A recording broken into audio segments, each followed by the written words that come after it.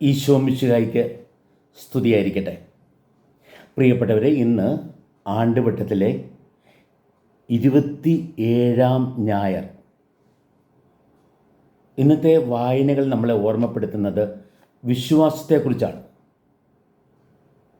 ഒരു ക്രിസ്തു ശിഷ്യൻ വിശ്വാസം നിറഞ്ഞവനായിരിക്കണം, വിശ്വാസത്താൽ നയിക്കപ്പെടുന്നവനാകണം, വിശ്വാസത്താൽ ശക്തീകരിക്കപ്പെടുന്നവനാകണം. നമ്മൾ ഇന്നത്തെ വായനകളിലേക്ക് നോക്കുമ്പോൾ ഒരു ക്രിസ്തു ശിഷ്യന് വിശ്വാസപരമായി ഉണ്ടായിരിക്കേണ്ട 5 ഗുണങ്ങളെക്കുറിച്ചാണ് ഈ വായനകൾ നമ്മളെ ഓർമ്മപ്പെടുത്തുന്നത്. ഇന്നത്തെ ഒന്നാമത്തെ വായനയിൽ ഹബക്കുക്ക് പ്രവാചകൻ്റെ പുസ്തകത്തിൽ നിന്ന് നമ്മൾ വായിച്ചു കേൾക്കുക. അവിടെ നമ്മൾ വായിച്ചു കേൾക്കുന്നത് അവിടെ ഒരു ചോദ്യമാണ്: കർത്താവേ, ഞാൻ എത്ര നാൾ കാത്തിരിക്കണം? പലപ്പോഴും നമ്മുടെയൊക്കെ ജീവിതത്തിൽ നമ്മൾ ആ ചോദ്യം ദൈവത്തോട് ചോദിക്കാറുണ്ട്. കർത്താവേ, ഞാൻ എത്ര നാൾ കാത്തിരിക്കണം? അങ്ങെന്താ എൻ്റെ പ്രാർത്ഥന കേൾക്കാത്തത്? എൻ്റെ കാര്യത്തിൽ അവിടുന്ന് ഒരു ശ്രദ്ധയുമില്ലേ? അവിടുന്ന് എന്നെ പരിഗണിക്കുന്നേയില്ലേ? നമ്മൾ ചോദിക്കും. പ്രിയപ്പെട്ടവരെ, അവിടെ ദൈവം തരുന്ന ഉത്തരം എന്താണെന്നറിയാവോ? അവിടെ ദൈവം തരുന്ന ഉത്തരം നീ കാത്തിരിക്കുക എന്നതാണ്. ദൈവത്തിന് അവിടുത്തേതായ സമയമുണ്ട്, അവിടുത്തേതായ രീതിയുണ്ട്. തക്കതായ സമയത്ത് അവിടുന്ന് പ്രവർത്തിച്ചു കൊള്ളും. നമ്മുടെ പ്രാർത്ഥനയ്ക്ക് അവിടുന്ന് ഉത്തരമല്ല. നമ്മളോടുള്ള അവിടുത്തെ വലിയ സ്നേഹം അവിടുന്ന് നമുക്ക് പ്രകടമാക്കും.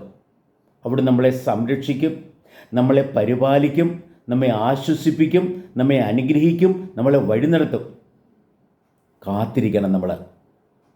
നമുക്കറിയാമല്ലോ, ഒരു സ്ത്രീ ഗർഭം ധരിച്ചു കഴിഞ്ഞാൽ ഉടനെ പ്രസവിക്കാൻ നോക്കിയാൽ ശരിയാകുമോ? അതിനൊരു സമയമുണ്ട്. ഒരു വിത്ത് വിതച്ചാൽ ഉടനെ ഫലമുണ്ടോ എന്ന് നോക്കാൻ പറ്റുമോ? ഇല്ല, അതിനൊരു സമയമുണ്ട്. ജീവിതത്തിൽ ഏത് കാര്യത്തിനും സമയമുണ്ട്. അപ്പോൾ അതുകൊണ്ട് കാത്തിരിക്കുക. എത്ര നാൾ എന്നുള്ള ചോദ്യമല്ല വേണ്ടത്. കർത്താവേ, എത്ര നാൾ വേണേലും ഞാൻ നിനക്ക് വേണ്ടി കാത്തിരിക്കാം, കാരണം എനിക്ക് ഉറപ്പുണ്ട് അങ്ങ് എൻ്റെ കാര്യത്തിൽ ശ്രദ്ധാലുവാണ് എന്ന്, അവിടുന്ന് എൻ്റെ പ്രാർത്ഥന കേൾക്കും എന്ന്.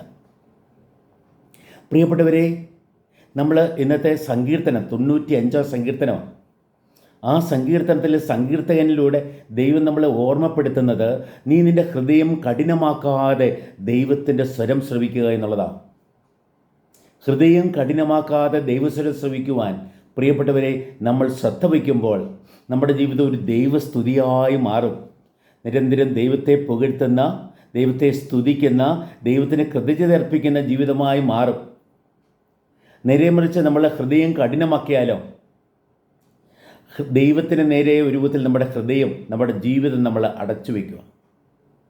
നമ്മൾ ഹൃദയം കഠിനമാക്കാതെ ദൈവത്തിൻ്റെ സ്വരം ശ്രവിച്ച് ആ സ്വരത്തിന് ശരിയായ പ്രത്യുത്തരമേകി ജീവിക്കുവാൻ തയ്യാറാകുമ്പോഴാണ് നമ്മൾ യഥാർത്ഥ വിശ്വാസികളായി, ക്രിസ്തു ശിഷ്യരായി മാറുക. പ്രിയപ്പെട്ടവരെ, ഇന്നത്തെ 2ാമത്തെ വായനയിൽ പൗലോസ് അപ്പോസ്തലൻ തിമോത്തിക്ക് എഴുതുന്നത് എൻ്റെ കൈവപ്പ് വഴിയായി നിനക്ക് ലഭിച്ച ദൈവത്തിൻ്റെ കൃപയെ നീ ഉജ്ജ്വലിപ്പിക്കുക എന്നാണ്. നമ്മുടെ ഓരോരുത്തരുടെയും ഉള്ളിൻ്റെ ഉള്ളിൽ പ്രിയപ്പെട്ടവരെ ദൈവവചനം വിതയ്ക്കപ്പെട്ടിട്ടുണ്ട്. ദൈവാത്മാവ് ഒരു കടുകുമണി പോലെ വന്നിരിപ്പുണ്ട്. ദൈവത്തിൻ്റെ ശക്തി പ്രിയപ്പെട്ടവരെ നമ്മളത് ഉജ്ജ്വലിപ്പിക്കണം.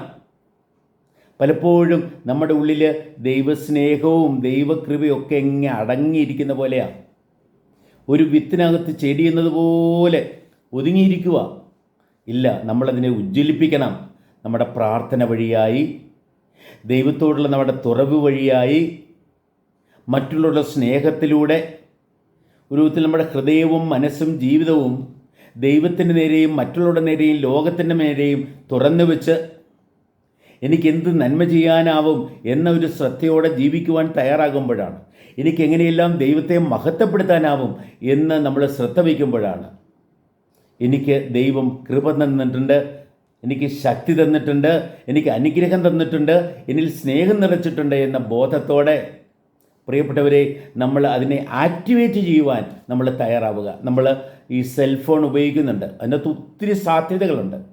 പക്ഷെ പലപ്പോഴും നമ്മളതിൻ്റെ ഒരു 100-ൽ 1 അംശം എങ്കിലും ഉപയോഗിക്കുന്നുണ്ടോ എന്നറിയത്തില്ല. വെറുതെ ഒന്ന് കമ്മ്യൂണിക്കേറ്റ് ചെയ്യാൻ വേണ്ടി മാത്രം, പരസ്പരം സംസാരിക്കാൻ വേണ്ടി മാത്രം പലപ്പോഴും ഉപയോഗിക്കുന്നത്. എന്തെല്ലാം കാര്യങ്ങൾ ഒരു വിധത്തിൽ നമുക്ക് ഈ സെൽഫോണിലൂടെ ചെയ്യാൻ പറ്റും. എന്തേറെ പഠിക്കാൻ സാധിക്കും, എന്തെല്ലാം നമുക്ക് ദർശിക്കാൻ സാധിക്കും.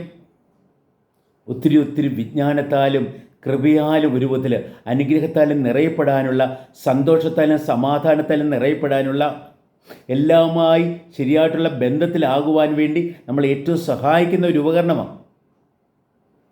പക്ഷേ പലപ്പോഴും നമ്മൾ അത് ഉപയോഗിക്കുന്നില്ല. അതിങ്ങനെ അത് അത്യാവശ്യത്തിന് മാത്രം ഉപയോഗിക്കുന്ന രീതിയായി പോകുന്നു. ഞാൻ സെൽഫോണിൻ്റെ കാര്യം മാത്രമല്ല പറയുന്നത്.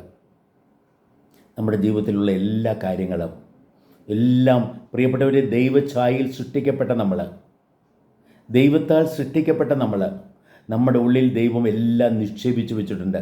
ഒരു വിത്തിനകത്ത് ചെടിയുന്നത് പോലെ അതിനെ വളർത്തുക എന്നുള്ളത് നമ്മുടെ കടമയാണ്.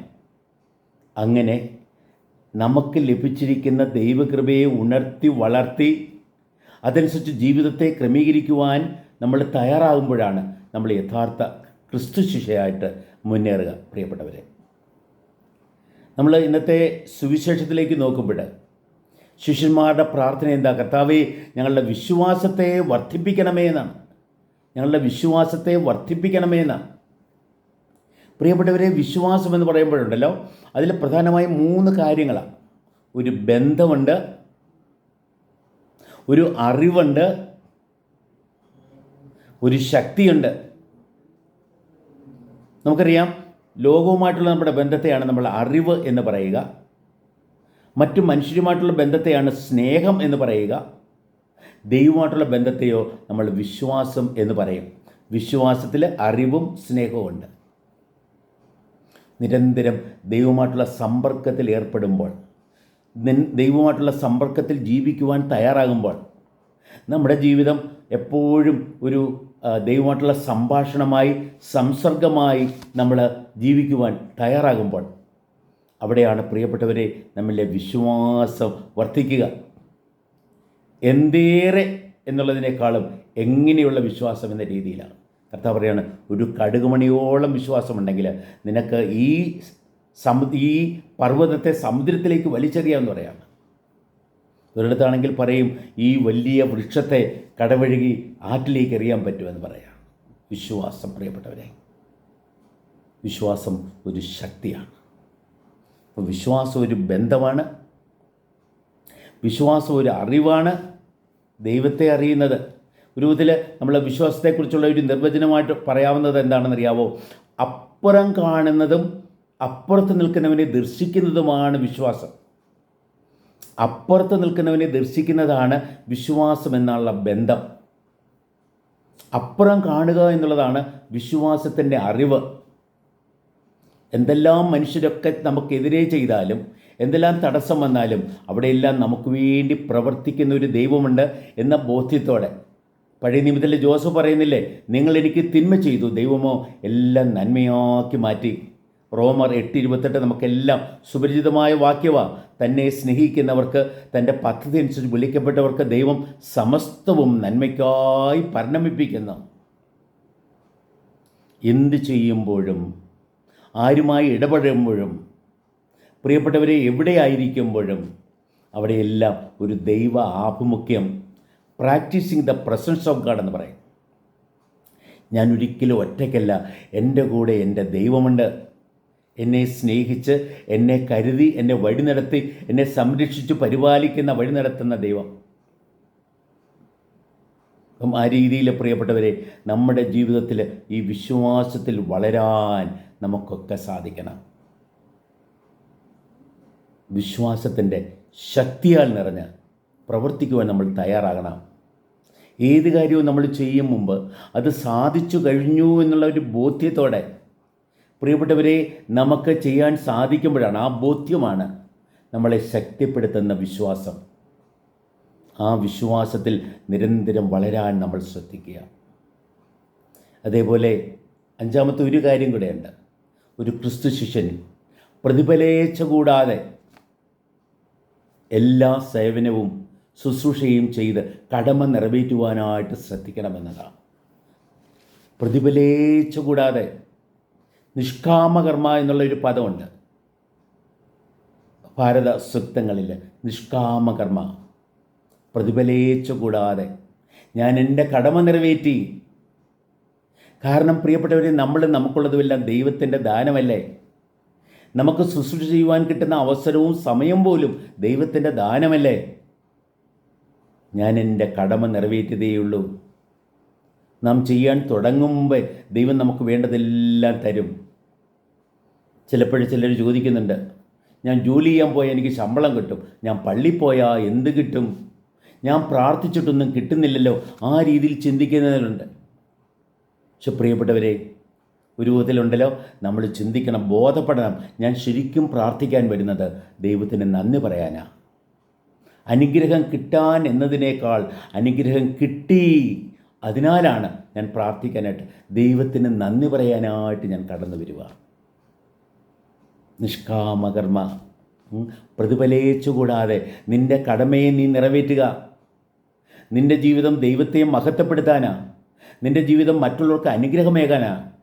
ആ ഒരു ബോധത്തോടെ ദൈവത്തെ മഹത്വപ്പെടുത്തി മറ്റുള്ളവർക്കെല്ലാം അനുഗ്രഹമായി ജീവിക്കുവാൻ നമ്മൾ തയ്യാറാകുമ്പോഴാണ് യഥാർത്ഥ ക്രിസ്തു ശിഷ്യരായി മാറുന്നത്.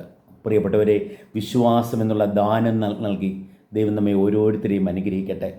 വിശ്വാസത്തിൻ്റെ തുറവോടെ പ്രിയപ്പെട്ടവരെ നമുക്കെല്ലാം ദർശിക്കുവാനും വിശ്വാസത്തിൻ്റെ ശ്രദ്ധയോടെ ദൈവത്തിൻ്റെ വചനം ഗ്രഹിക്കുവാനും വിശ്വാസത്തിൻ്റെ ശക്തിയോടെ ദൈവദൗത്യം നിറവേറ്റി ജീവിക്കുവാനും നമുക്ക് തയ്യാറാകാം.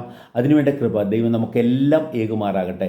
ഈശോയുടെ യഥാർത്ഥ ശിഷ്യരായി ഈശോയെ അനുകരിച്ച് ഈശോയെ മഹത്വപ്പെടുത്തി ഈശോയ്ക്ക് സാക്ഷ്യം വഹിച്ച് അവിടുന്ന് നമ്മളെ ഏൽപ്പിച്ച ദൗത്യങ്ങൾ ഏറ്റവും ഉത്തരവാദിത്വ ബോധത്തോടെ വിശ്വസ്തയോടെ ഉണർവോടെ നിറവേറ്റുവാൻ തയ്യാറാകാം. ദൈവം നമ്മെ സമൃദ്ധമായി അനുഗ്രഹിക്കട്ടെ.